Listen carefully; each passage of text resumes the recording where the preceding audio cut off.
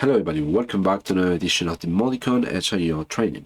I'm your host, Leandro Man, and in this video what we're going to see is how we can upload information or upload the configuration that we have in our solution in order to save it in our PC. So let's go to the software. So the first thing that we need to do is to know the IP address. Okay, so by this time you already have changed the IP address or do some modifications on it. So I don't want to start from scratch on the first connection. So in my case, I'm going to use the Ethernet communication, and I have this IP address already for the device. Here, username, I leave it as default, security admin, and the password is going to be administrator 1 because I have already changed it. Okay, login. Now, as soon as you enter, it will get the configuration that it has at the moment. Okay, and if you saw the previous video, I just download this configuration. Okay, which is fine. Then you just need to save this, save configuration, and that's it.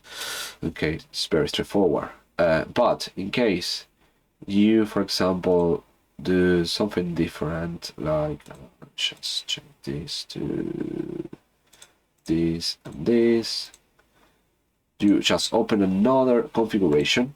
Okay, this is the actual physical device. Open a different configuration, then you just go to download configuration, and that will download it. It will overwrite everything. But before that, you can go to online,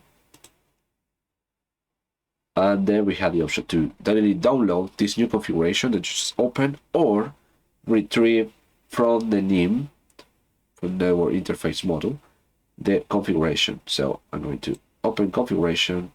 No, I don't want to. No, and then I got the configuration once again. The configuration from the EdgeIO. Simple as that. Okay, it's just very straightforward. If you want to retrieve, you can do it. Okay, but what you need to understand is that in order to access, you need the security, your credentials. Without that, nothing.